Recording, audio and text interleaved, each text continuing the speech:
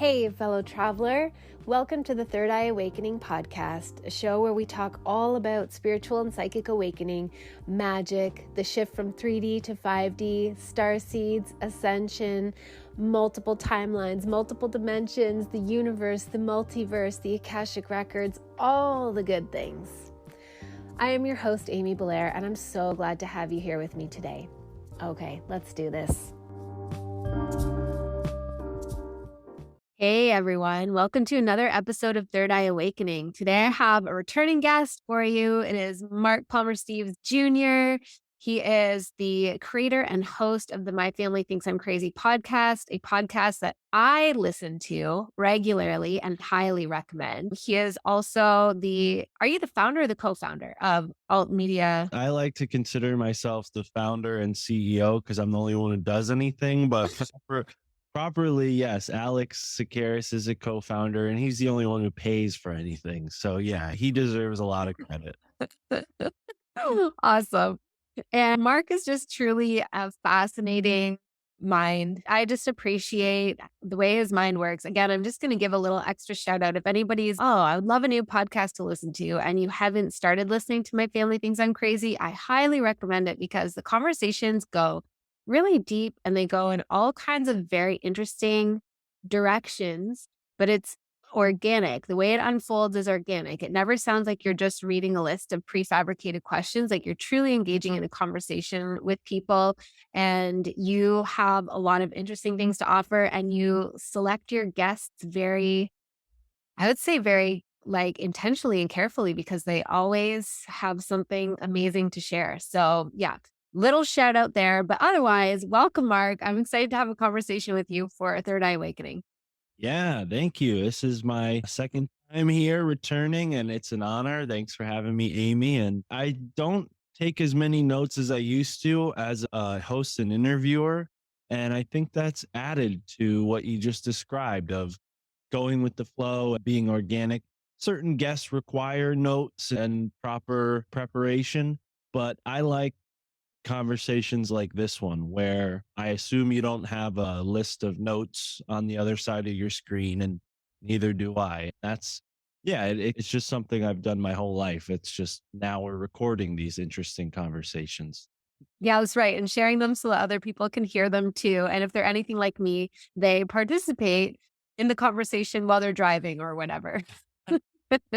That was me for sure. And that's partly why I beat myself up so much to start my podcast. And it took a while. It took 2 years of really thinking about it and one failed attempt with my buddies to do like an in-person, in-studio podcast. And I remember the funniest thing that ever happened on that show was I went 30 minutes into an episode sitting on a box of tacks, and 30 minutes into the episode, the sharp little tacks start poking through my denim, and I just launch out of my chair.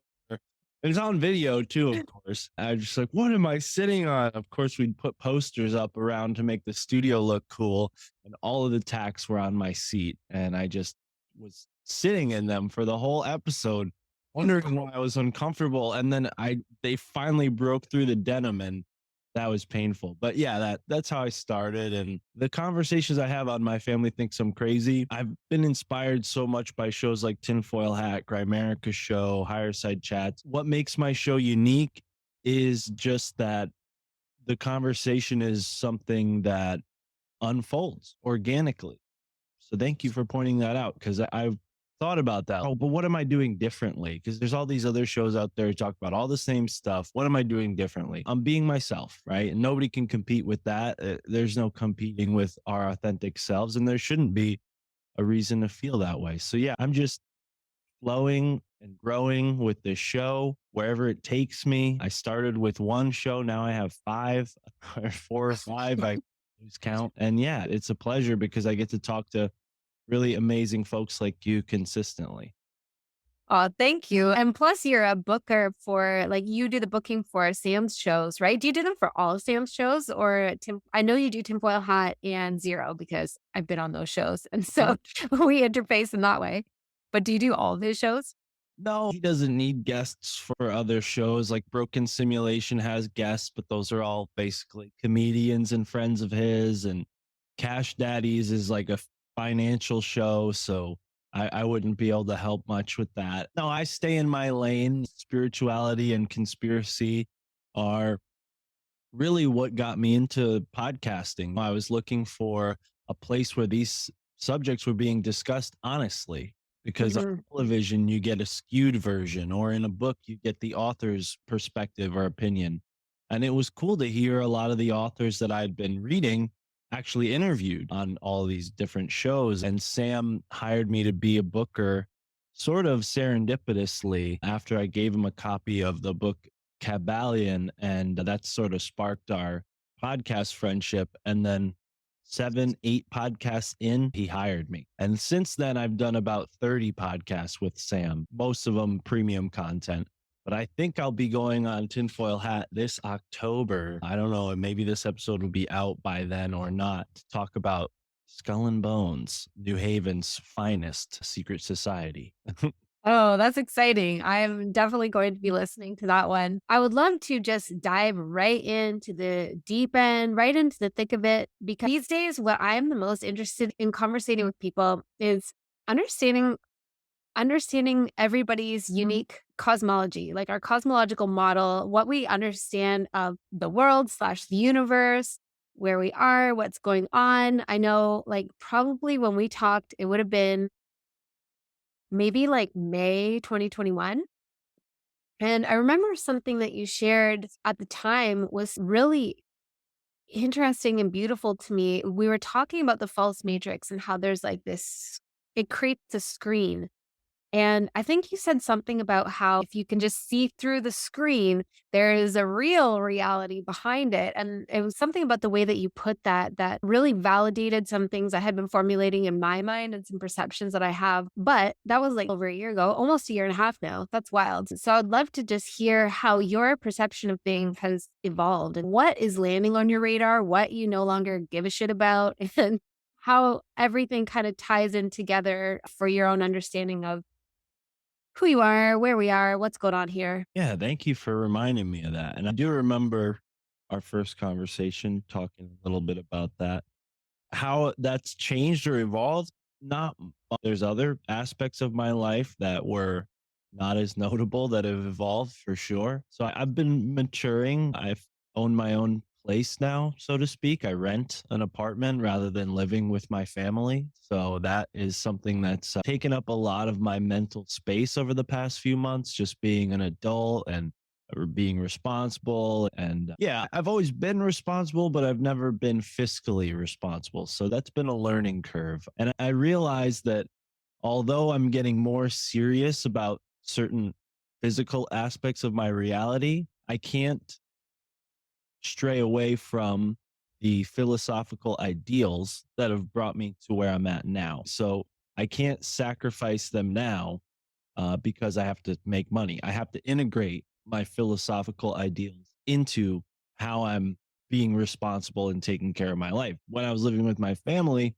yeah, it was a little easier because there wasn't like a rent at the end of the month imposing itself on me saying, hey, if you don't pay this, you're out of here. There was a lot more leniency. Yeah, my father was strict and he would have kicked me out eventually, but he wouldn't have called a sheriff to do it. There would have been more leniency that. Yeah, it's been a get real situation over the past few months. Get real, Mark. Like, what do you really have time to do?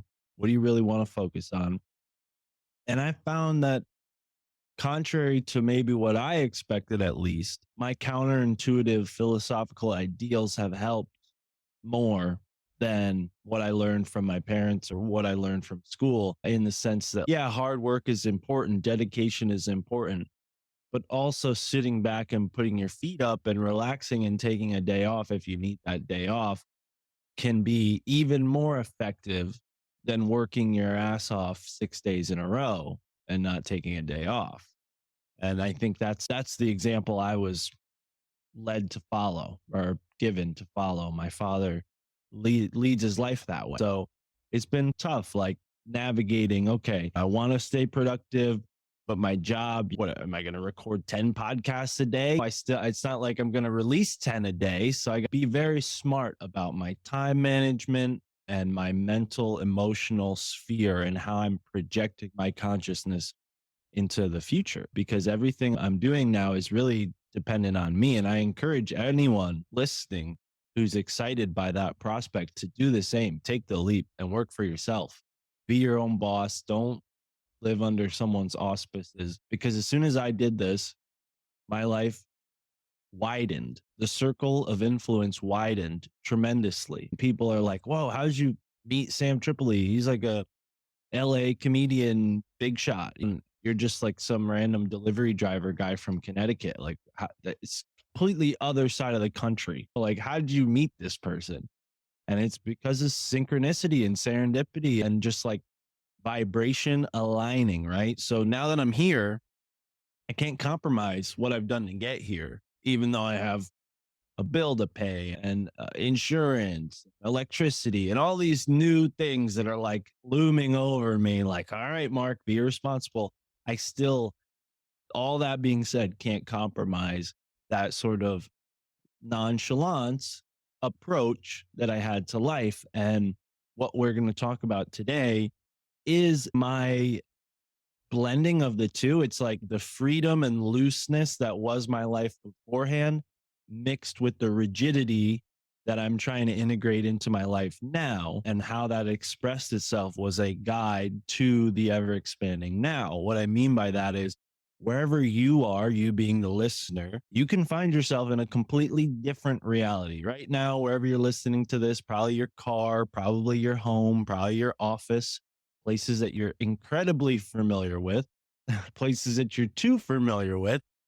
What the scene aims to do is shake you out of that routine in a way that you might not be able to do without the guide there, because some of this stuff that the guide's going to ask you to do might feel a little silly, might feel a little counterintuitive, or might feel like something that you wouldn't think to do if you took the day off and you wanted to maybe make the most of it. People who take the day off, they want to make the most of it. What do? They end up over planning and over scheduling. I do that to myself all the time. I stress myself out.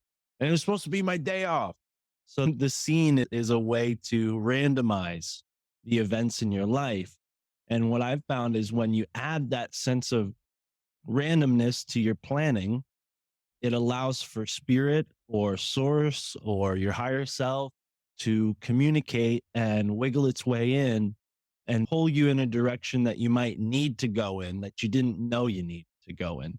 And that's really the point, because we think we know everything. We think like the solution is out there. We just don't know it yet. It's still that lie of like, I know it. No, there's certain problems that will never be solved by our mind. They can only be solved by the universe. I don't even know how they get solved. It's just not in our hands to solve them. But we are active participants and co-creators in this universe. So in a way, by putting our attention on something positively, whether we physically manipulate it or not, we're helping. And I think that's what happened to me when I started going on these little scene journeys, is I would take myself out of my routine so much that I had enough time and breath to focus on what really mattered and what I really needed to take care of in my life, the things that were going unnoticed even. Like what would be a couple examples of the things that were going unnoticed that really matter? For one, when I started going on these scene journeys, I wasn't calling it that. I didn't even have a podcast yet. So I guess this was a result of that, getting Mhm. out and communicating with people, because for a long time I was isolated and all of these ideas had a very limited span. They made it to so many people and then they fell flat. And I just would be a little disappointed, isn't the right word, but I would lose enthusiasm each time. And I feel like if I never had the confidence or the whatever impetus that pushed me into starting this podcast, I think that stuff would have dimmed in me instead of getting brighter and brighter. Yeah. And I'm glad that I made the choice again to step outside of what was comfortable and begin working for myself, even though there's no promise of financial success, there's no promise of even financial security with a job like this. I'm risking a lot, but it's fun and I enjoy it. And I think it's vital, it's essential to who I am that I do this. I'm a martial artist. I'm someone who grew up in a sort of turbulent home. So it's very easy for me to fall into things like stress, stressing myself out, losing my temper. So podcasting and talking to people, it's like rounding out parts of my personality that never had a chance to see the light of day because just the limited sphere of people in my town that I interacted with, it just wasn't enough to provoke the change that I needed. Going on all these podcasts, talking to hundreds of different people who are all motivated, because you have to be a certain level of motivated to even be on a podcast, to get the equipment and get involved and all that. It was like a leveling up that I couldn't go backwards from. So personally, the scene has spurred tremendous moments of self-discovery. And I realized as I was putting this together over the past year that this is something I'd been doing my whole life. Now, it was only until I met my girlfriend, Tara, that I started to notice it happening for both of us. And that's when I was like, okay, I could write about this. Because when it was just me, it was hard to conceptualize. But when I had Tara with me to see her experience and bounce ideas off of her and see how she was like taken away by this like fun that we were part of. Whoa. And then the signs as they come. So I've probably been very vague about it. Let me break it down real simple. The synchromistic exploration of the ever expanding, now just call it the scene, is a travel guide to wherever you are. Okay. All you need is dice, a notebook, and a pencil. That's the bare minimum requirements. There are other tools you can bring along with you to help, but all you need is dice. And if you don't have dice, you really don't even need dice. You could just flip a coin. But the point is to use the dice or a coin to randomize where you're going as you're moving in the actual world. Get outside of your hometown, go to a town, three towns over, a town you never explored before, and just start rolling dice and see where you end up. You might end up somewhere where you witness an occurrence, you find an object, or you receive an omen that could change your life. Some things are as simple and as mundane as like a interesting shaped rock, like this rock here. It's very smooth and slender, and you're like, that's a weird rock. It has a story behind it too. It's from a river, and every time I look at this rock, I remember that day on that river. And this is my object that the universe handed me, like, hey, take this, keep this is yours. And it's a memento, but it also is a power item, right? This is something that I hold in my hand and I channel the energy of that experience on that river. I channel the energy of that river. And who knows what that means for me. This is what's interesting about the scene is it's not like a conclusive or definitive thing. It's like a process. So I don't know what's on the other side of that process for you or anyone that listens or reads this book. I know what's on the other end for me because I took the steps. So it's really up to whoever's listening and decides to get the scene to see what unfolds for them, because it's a process. It could end up anywhere. It could change your life, or it could just be a blip. Maybe your life's so interesting that this is nothing to you. It's all relative. Totally.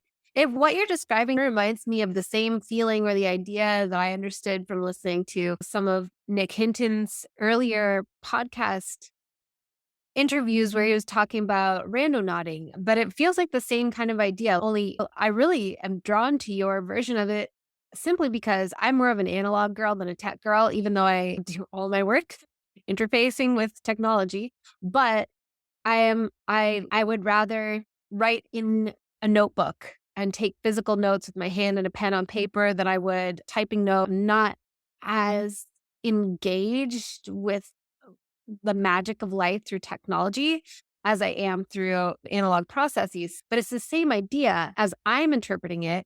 You roll the dice or you flip the coin or whatever randomizer thing that takes your logical brain out of the picture, where you can just be like, I am not going to try and project an analytical overlay onto my reasoning for going in this direction. I'm going to leave it up to the dice, leave it up to the universe. And I love that you just said that because that's the point. It's you take yourself out of the analytical mindset, the analytical narrative creation, and you find, oh wow, we drove down this random road and then this happened to me yesterday. A giant egret, huge egret, flies over the road. And when these types of birds fly, they're so majestic. They like pump their wings and it looks like they're about to like lose the gust that they're on, but they just pull up just at that right moment. Anyways, you're going to find yourself in situations like that where it's beyond explanation.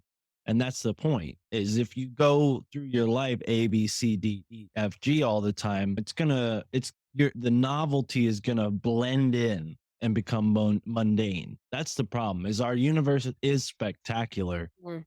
but we've forgotten about it to some extent, or we've lost the words to describe how truly fantastic our reality is. And I'm with you. Like the random not people, they're very smart. I'm really grateful that idea was put out there because it certainly inspired me.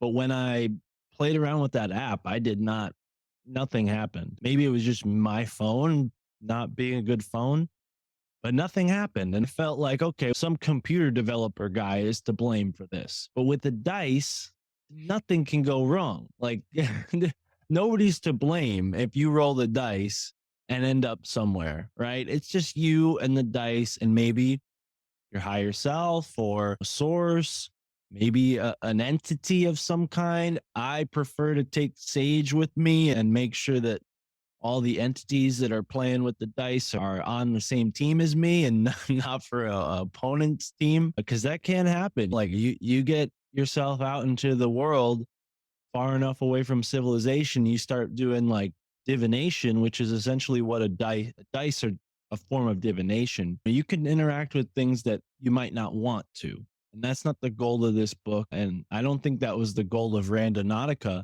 But unfortunately, there were horror stories of people who like followed Randonautica app too far and ended up somewhere that got them in trouble or put them in a dangerous situation. I don't think that's possible with this book. It's just a good thing. It's because, there's no GPS saying, go here, it's on you. So, yeah, if you're particularly brave, you might end up in a situation that is a little risky with this book. But I think the point is wherever you end up, you're going to want to maintain your level of awareness for those objects, omens, and occurrences. And that's where the notebook helps because some of these are very fleeting and add up together like a story. So having the notebook and even a friend with you if you're driving to write the notes is helpful. So that's the scene. The book, it's very short. It will give you pointers and tips on what to do and how to get started.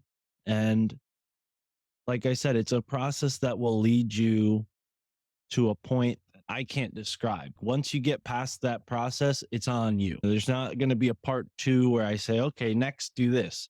There will be more scenes where we talk about different ideas and methods and techniques. But for now, this is it. And I'm excited to hear more feedback from people who have read the book. I've heard a couple interesting stories from people. Chance from the Interverse podcast gave me an interesting retelling of something that happened when he tried to go on a journey. That was safe, but it was a little weird. So again, it's on you folks. Be careful. Don't end up going in like the bad part of town or something and then blame the book. But Chance was okay. He almost got himself in a dicey situation. And then him and I talked about it, and it's okay. Maybe there was something in Chance's energy that was attracting that situation for whatever reason. And that's his personal thing to get into. Why did that happen to me? And that's the point, right? Is there might be an uncomfortable or something that shakes you up, a situation or an event that shakes you up that will occur totally randomly. Like Tara and I, one time we drove down this road just thinking, oh, wow, what a cute little road. Like we're in this nice part of the state. This is interesting. Drive down this road and it's a dead end. There's road work or something. So we turn around. Within 2 minutes of us passing this church and then turning around, an entire tree had fallen in the road, Wow. like literally just enough room for us to get our little car through. My car's not like a mini car, but it's small. And yeah, it was just like things like that, where 2 minutes earlier we would have been crushed, or 4 minutes later we would have been blocked. These kind of things are waiting for you. But our lives are so like built around these routines that just take all the fun out of life. And maybe I'm just an odd cat who doesn't like to follow the rules or play by other people's games. So I wrote my own rules and made my own game. But I think a lot of people who have read the book have received it well. And a lot of people who have gone on these little trips have noticed animals and different aspects of the universe. For me, it's animals. And I think for people who I've talked to, it's animals too. It doesn't have to be just animals. We write about minerals, plants, and even landscape features as omens. So just be aware. Maybe that mugwort on the side of the road is waving at you, telling you something. Maybe the clouds parting over the mountain. Maybe that's a sign that only you can understand, right? These are the little subtleties that I hope people will start to become aware of, at least on their journey. Not every day in life. Maybe you don't integrate this stuff into your everyday life. But even if it's just once a month or once a week, you go out and you just try to, what's the right word? Like blend in some randomness. Like your day is like a stew, and we're gonna blend in like the spice of randomness and see how it tastes. Totally. I think this is really ingenious. And there's so many things that I want to say, but quickly I want to interject a little thing about you said if you see a mugwort plant waving at you. And I want to say, I want to stop there and really expand on that just momentarily because my life is full of magic. Like, it's insane. So, to something that you said at the very beginning of the conversation, where you're like, if it lights you up to hear the possibility of working for yourself and not under the auspices of somebody else, then just do it. Take the leap. And I am with you 100%. I've never made a better choice in my life than to decide to leave my otherwise very practical and esteemed and lucrative career to do this and work for myself and focus basically, I would say 100% of my energy, even though a lot of the time I'm taking care of my kids. And like I've said before, I don't have a nanny, I don't have a cleaning person, I don't have a cook. Like I do all those things and do all this. I just say that because I don't want people to feel like, oh, you have to be rich or you have to have these resources in order to have this life. And the reason that I stepped onto this path and made this choice is because I want more of that magic. Like I want to give it, I want to put it on the front burner and I want to simmer it and smell the aroma and cherish it. And as such, my life is full of magic. And that can sound very mystical and it can sound very like, I don't want to give anybody a sense of comparisonitis where it's, oh, my life isn't full of magic. What am I doing wrong? Because I want to come back to what you said about the mugwort. Because this week I decided finally, I've had these plants that have been talking to me for 6 years. And finally I was like, okay, I need to receive what they are. They wave at me and they're like, hey, I love you. I've got something for you. And I finally decided to engage with it deeper. And so this is really fresh in my mind as an example that it can sound so mundane that it's, oh, a plant is waving at me. What is Mark talking about?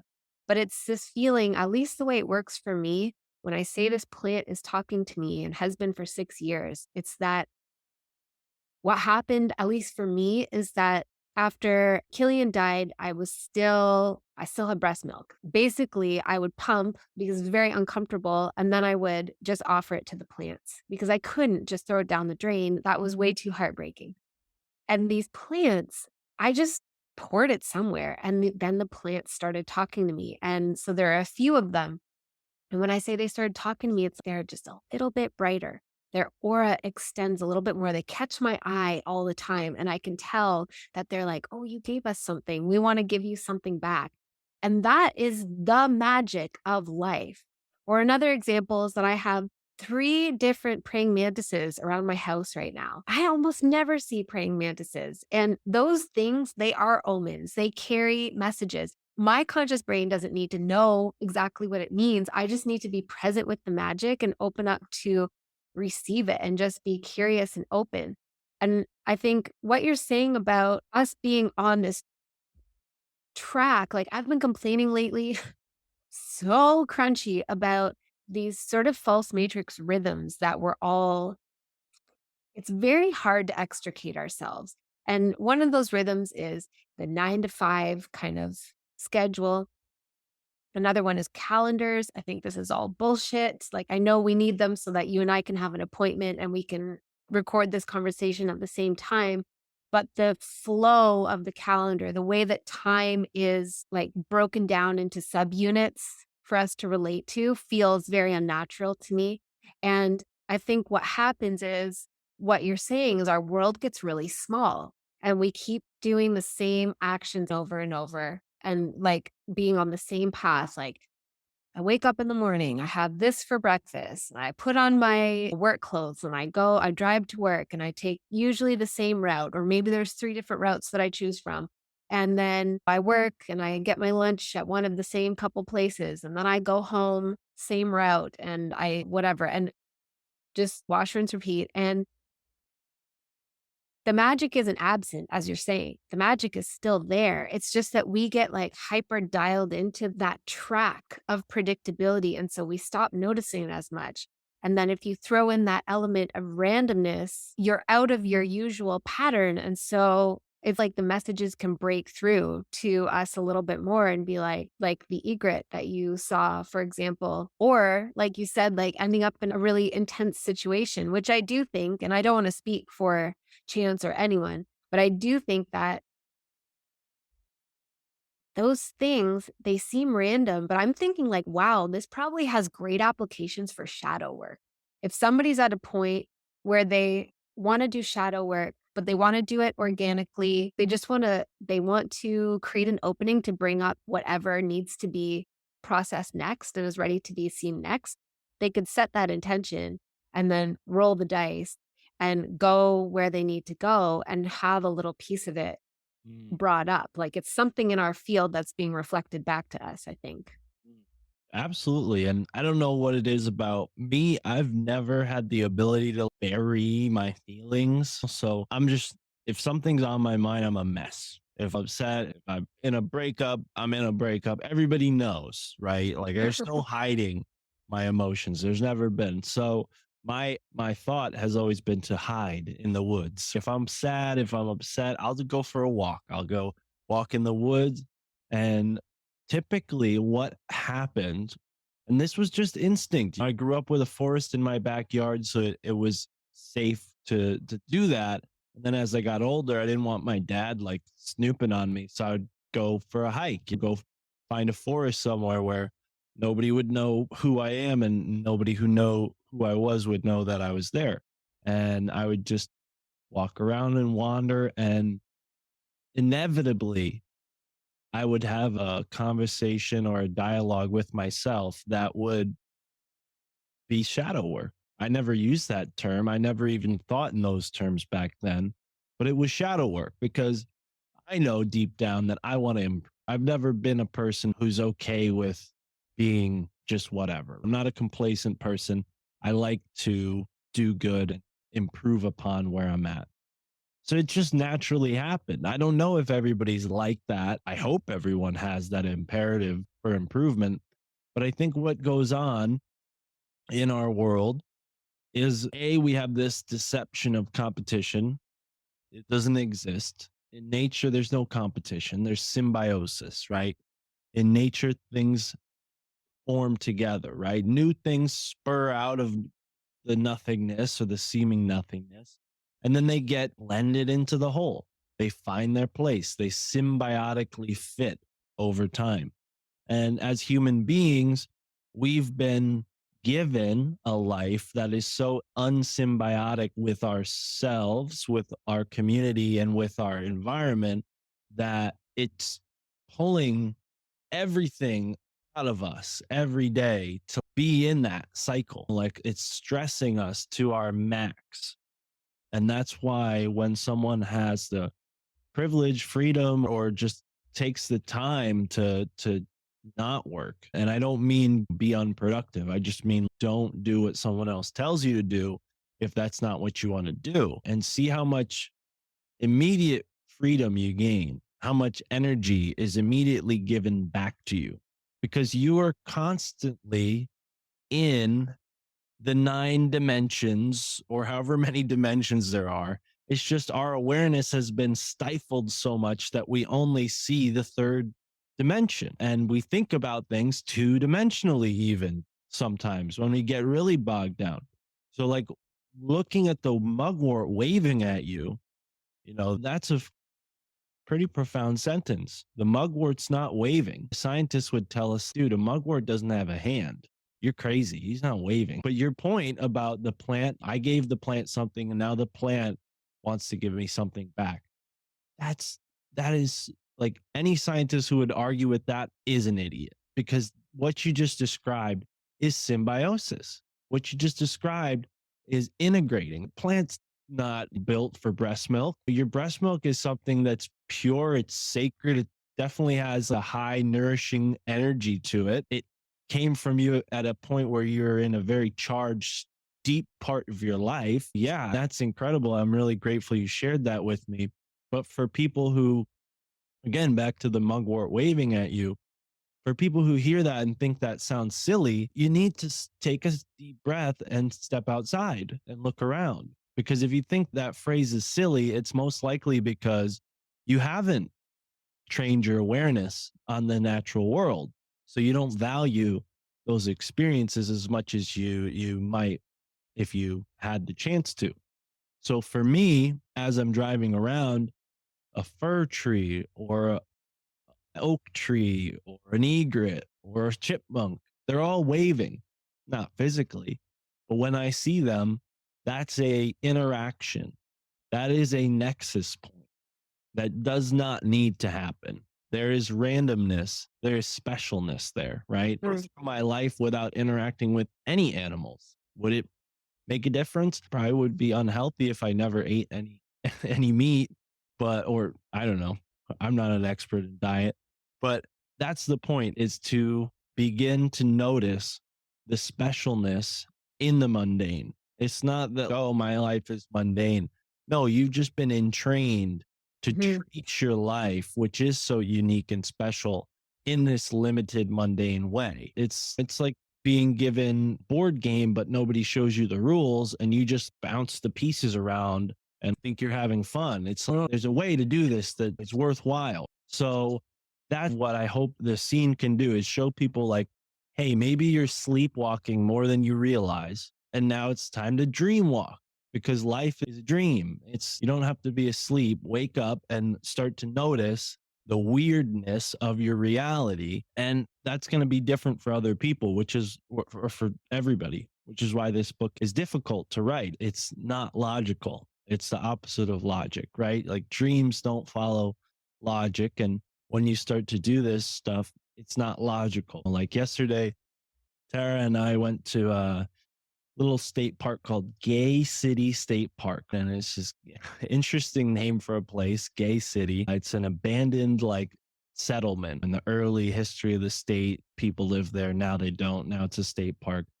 And we're just kind of walking around and think I see like people up above, like some bald guy. And we're walking. I'm like, no, let's not go that way. There's people up that way. Let's go this way. I always like to keep to myself in the woods.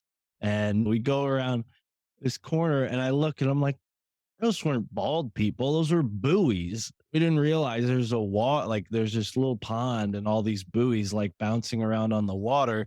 It looked like bald heads. It's like things like that. Like you think you see something until you really take a look at it from another perspective. I had another point to that story, but I lost it. But yeah, that's the anti logic of the scene is don't think like you normally do and see what happens.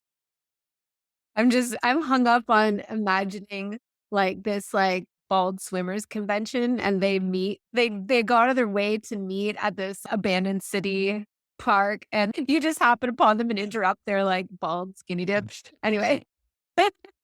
It felt like that for a brief moment, and my girlfriend was like, "What? Bald So people?" I'm funny. like, "Yeah, don't go that way. There's bald people." I'm like a foot taller than her, so she can't see what I'm seeing. No, go. Let's go this way. Can't go that way. There's bald people over there. Yeah, it just looked like a bunch of people swimming. I'm like, "What?" So funny.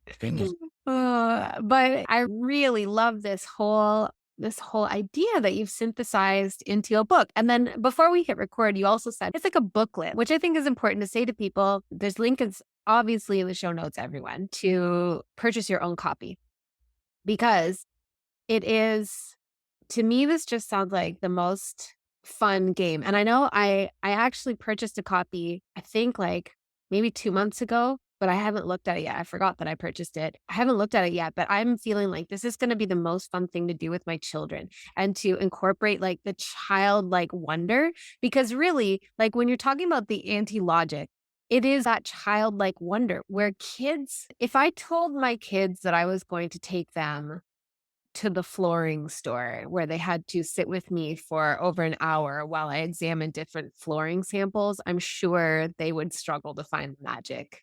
They would try though. They would get into playing with it and I'd be like, "Stop touching that," and they'd just be trying to find the magic. But if I was like, "Hey guys, we're gonna go for a drive," they would be like, "Great." My daughter says she's 4 and "We're gonna go do a fun." She wouldn't even need to know where we're going. We're just gonna go do a fun. And what you're describing with the natural world, I think that's the whole point of how it reminds me, like when you were saying dream walking, it reminds me of indigenous ways of relating to the world. And I always want to provide the caveat that, like, my understanding of indigenous culture and indigenous cosmologies comes through conversations with indigenous people and through reading materials written by indigenous authors and by non-indigenous authors. So I could be getting it wrong. And I just want to state that, not trying to speak for anyone's culture or worldview. But my understanding that I've acquired about it is that there is this deep, profound, heart centered relationship with the natural world. And so, seeing an egret, or I think it was in August, I had this experience where there was a crane randomly on the path, the walking path ahead of me, just standing on the walking path, like maybe 10 feet in front of me. And then it flew away eventually. And then later, when I was walking back to the house, I saw a heron. So it was like, and with these three praying mantises, I feel like these are visitations, much like we want to see aliens all the time. I feel as though, or a lot of us do, I feel as though the animal spirits are allowing us to see them.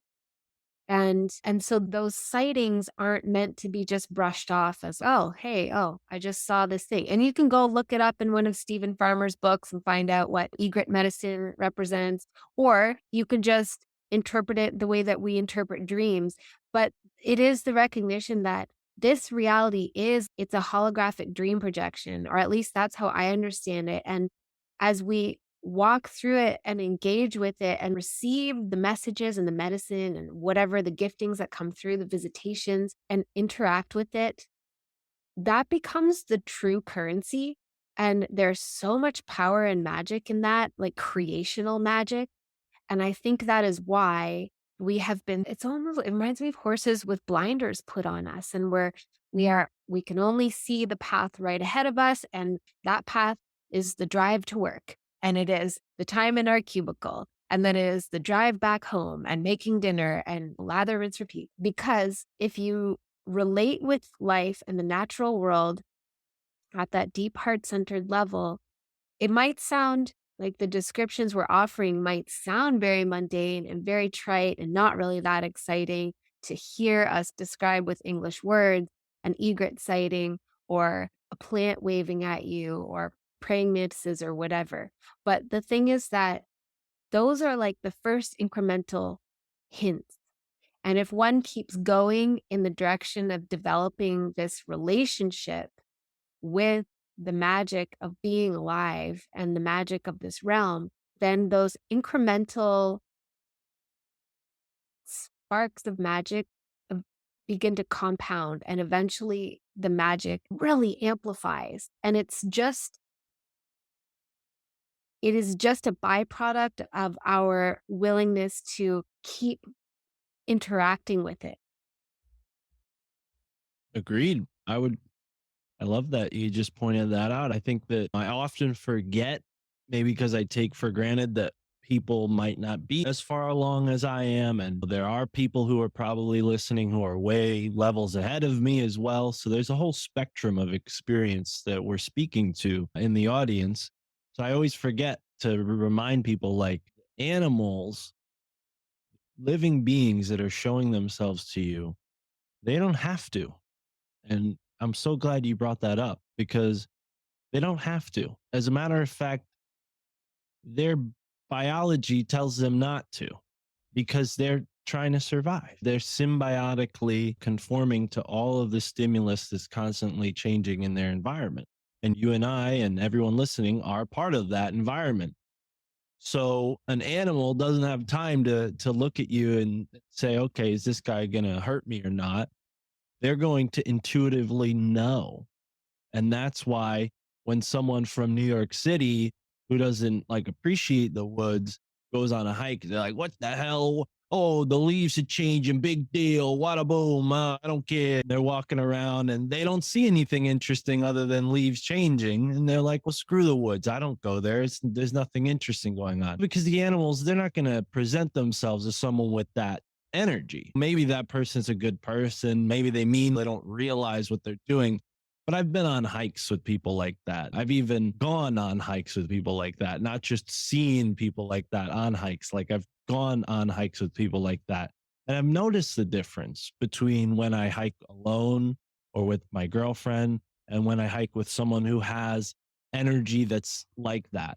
And that's what happens. We don't see animals, we don't interact with the magic of nature the same way my girlfriend and I do when we're quietly, peacefully, like in awe as we walk around. Like that's our mode of operation, and animals are more comfortable with that.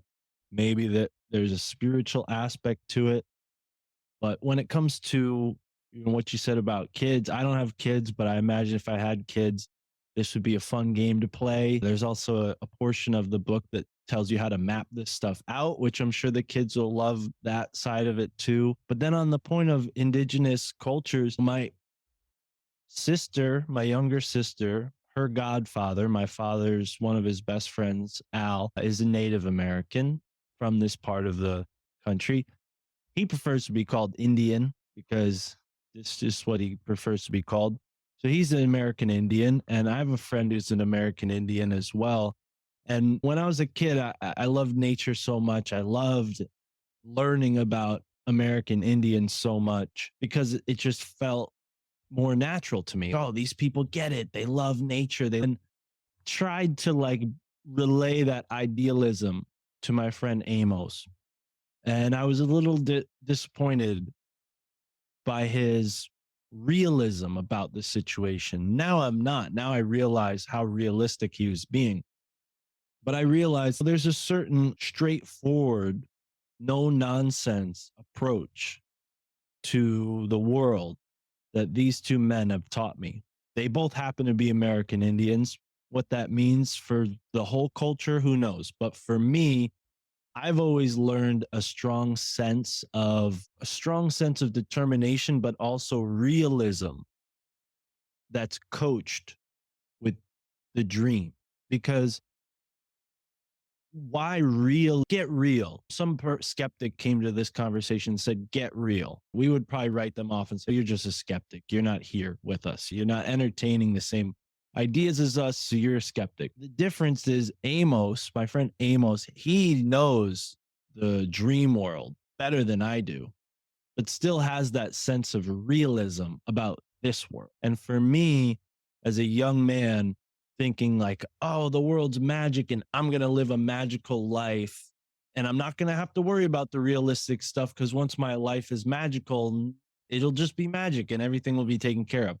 No, that's what I'm so grateful for life bringing me to a person like Amos is because what he taught me was groundedness. And I think that's where the magic truly is in being grounded to the baseline reality. And that's what we started discussing at the beginning here was like baseline reality versus this like overlay, this screen that they put in front of it between you and your natural world.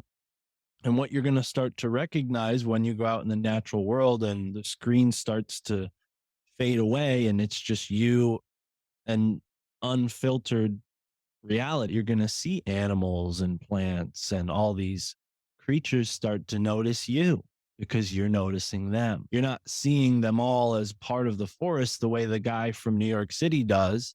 You're seeing the tree for the tree and the branch for the branch and the twig for the twig and the fruit for the fruit. And they're all a part of that one organism. And then the squirrel is also a part of that organism because without that tree, he doesn't have a life, and so on and so forth. And that is the magic that we're all a part of and more and more being separated from.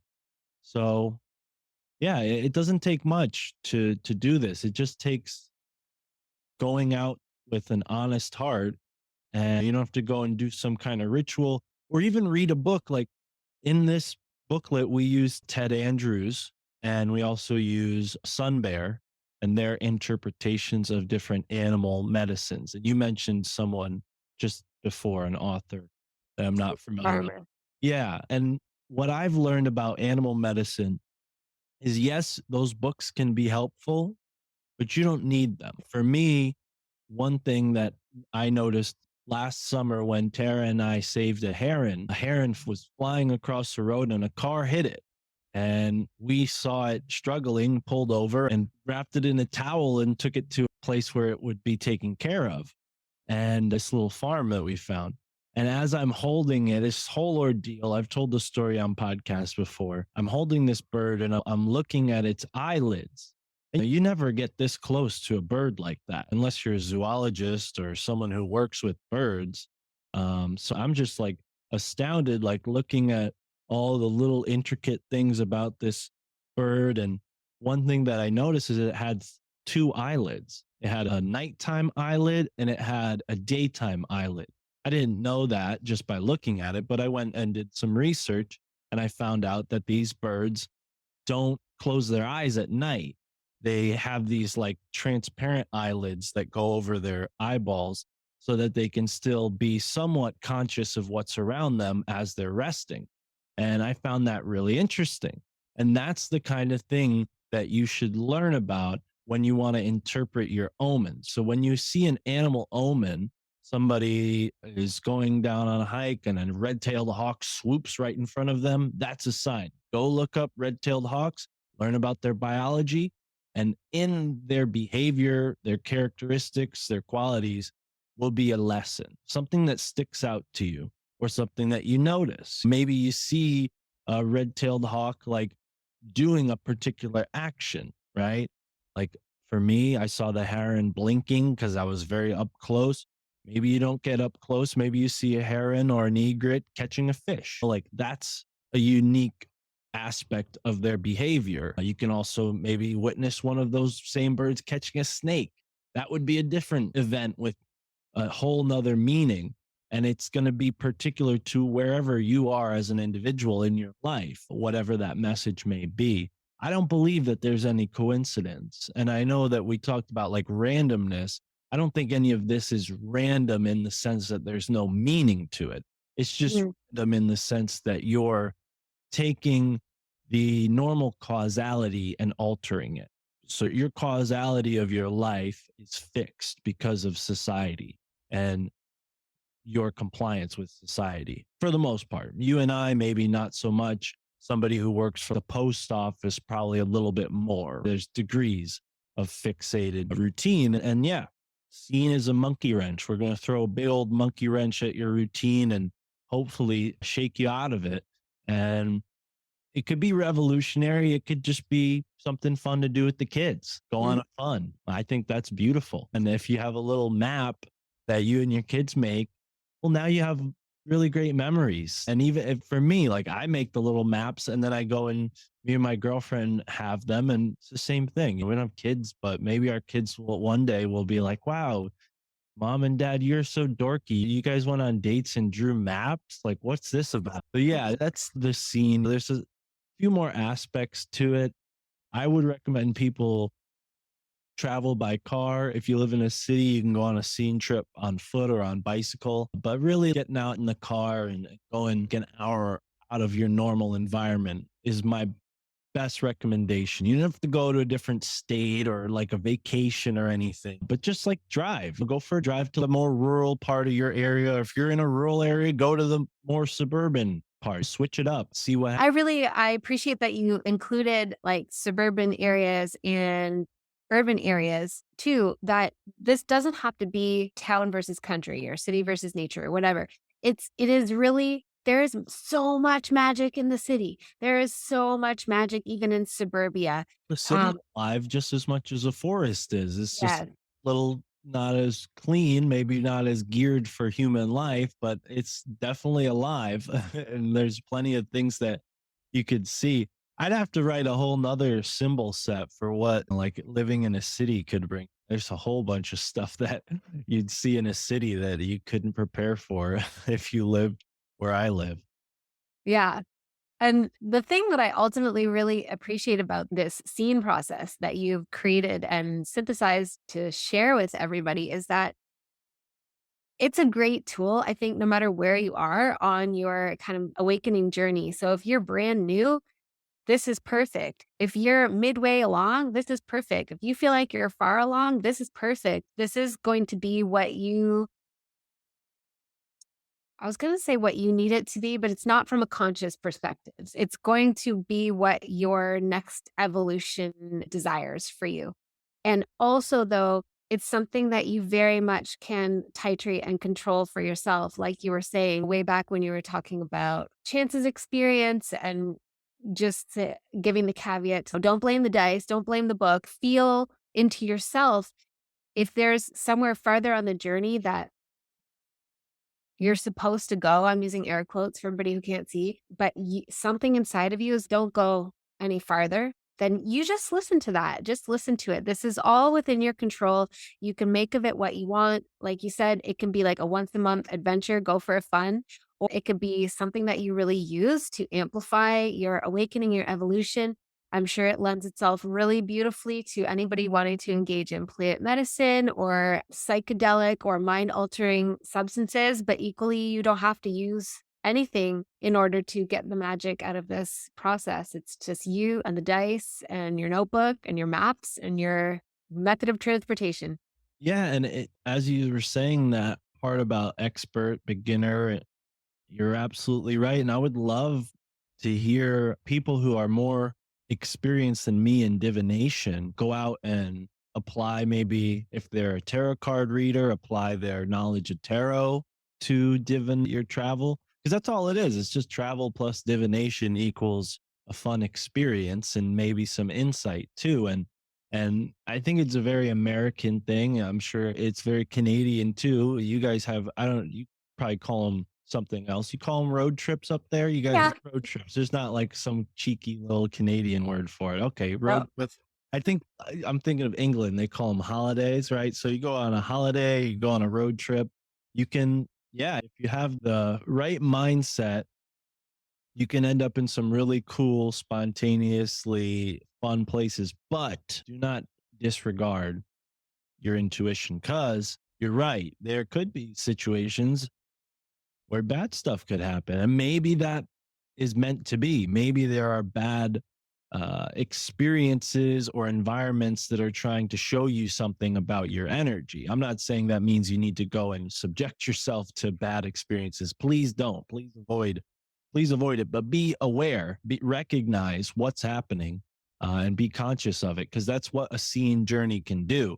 If you go on a scene journey and the first thing that happens is you get pulled over by a cop, maybe there's a lesson there. Maybe you should have checked your car and made sure you're all straightened out before you hit the road. Don't hit the road like me with a tail light out and wonder why you get pulled over, like that kind of stuff. Not that I shouldn't even bring up cops, but anyways, yeah, there's a lot of interesting stuff that could happen. And Chance, it is a little personal, so I will recommend people go and check out his show, Our Conversation, to learn more about that.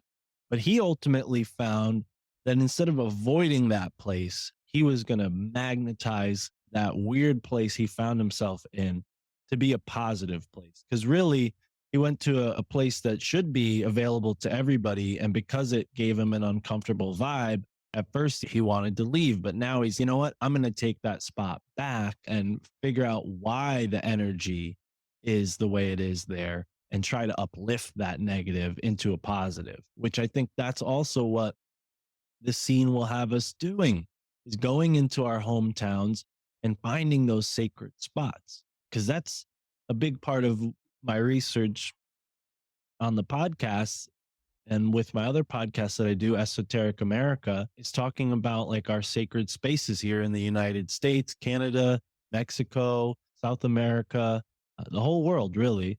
And the one person that's made a big impact on my research and my understandings is Peter Shampoo. And he talks about how people don't give thanks the way they used to at the ceremonial sites. They don't congregate like they used to at the sacred sites. They don't put their energy there anymore. What's going to Mhm. happen to our Gaia, our earth consciousness if we, the people, stop going to her and giving thanks? So I think that's what the scene is really, the higher goal of this, the higher order goal of this is to get people out to find those really interesting sacred spots wherever they live, because it's so funny. A lot of these places are recognized by the government or by some group, but they don't advertise it. Like for me, Gunjiwamp is a little place I ran out to in Connecticut. And you can't find like a Gunjiwamp state park. It's all private and secret and in the woods. And it's this really amazing stone structure that I think more people should see. I don't think the whole world should be let there. We want to preserve these sacred areas and have respect for them. But that's something that happened with me. I found this interesting ancient site, Gunjiwamp in Connecticut. How many people even know there's an ancient site in a state like Connecticut? There's way more than just that one. There's hundreds of them. But before I started doing this research, I just didn't even think that was possible. Things like 5 to 10,000 years of history right there at your fingertips, something you can touch with your hands. It's 10,000 years old potentially. It's incredible. And it's just in the woods. It's not like in a museum. Amazing stone carvings of animal heads that are up on top of mountains that don't people don't know that they're up there. But in uh, 14, 13, 1200s and beyond, there are groups of Native Americans who would come around and they'd go up to the top of the mountain, say their piece to the stone-headed turtle, stone-head eagle, stone-head cat, like all of these amazing stone structures that, are rare. Most people don't know about them, but they're there. And I haven't found all of them like personally, but in books, different journeys that I've gone on have brought me to a used bookstore that happened to have a book that I'd never seen anywhere else. And 5 or 6 books later, now I have a whole collection of books specifically about New England, this place that I live, and all of the weird stuff here. It's been a really fun thing for me. And for a while, I thought I was just a crazy person, but now I realize, oh no, this is something that other people can appreciate too. I'm like an artist. I didn't even realize it. Totally, you totally are, and that's an amazing. I have never heard of Gunji Womp, and that is just blowing my mind. And this is the perfect segue out of the main show and into the Patreon because I really wanted anyway to talk to you about sacred sites and ley lines and portals, stargates, things like that, and the locating process of those things, and just get your thoughts on that. So, I'm gonna wrap up the main show here. Thank you so much, Mark, for coming to share what you've been working on, what you've created and synthesized for us, and what you've been testing out yourself. And can you tell the listeners once again where to find you? Thank you. Yeah. Amy, thank you so much for having me. My Family Thinks I'm Crazy is the name of my podcast. You can go to the website with the same name, myfamilythinksimcrazy.com, no apostrophe in I'm. And yeah, that's it. Everything's on my website. The scene one is on the website. I put a smaller booklet out about bibliomancy for people maybe want to do stuff from the comfort of their apartment. Similar topic, but different scenario. You could divinate, much like we just discussed, using your bookshelf. And you could find out more information about that on my Ko-Fi store. The link is on my website. And yeah, this has been a pleasure. Thank you so much. I mentioned the Esoteric America show as well. You could find that on YouTube and anywhere you listen to podcasts. So Amazing. Thank thank you you. so much, Mark. And all those links will be in the show notes, everyone. So you can go check it out, which I highly recommend. Thank you for your beautiful time and attention today, listeners. I appreciate you as always, more than my words could ever say. I hope you have a beautiful day or night wherever you are. And I will catch you on the next show or over on the Patreon. Hey, my beautiful friend. Thank you so much for listening to this episode of Third Eye Awakening. If you like what you heard and you want to go deeper, then head over to my website, amybelair.com, and check out my store, which is full of my past programs, courses, modules, masterclasses, light codes, etc., that are powerful and they are potent and they pack a punch. Not gonna lie, they are here to support you, accelerate you, and activate you in your spiritual awakening and psychic development journey. And/or if you want to stay in my most current, vibey, live energy, then I suggest that you head over to the Patreon and join me there. At the lowest tier level, which is only $5 a month, you get a secret bonus episode for every Third Eye Awakening episode that goes out. You also get a weekly energy report and light language activation, and you get a new moon and full moon emancipation transmission. So, those are some fun ways to play, and I'll just remind you that I always have live programs going, so keep your eyes on my website, on my social media, and here on the podcast to find out what is the most current offering that I have. Either way, I love having you in my world, and I hope that I get to meet you and work with you soon.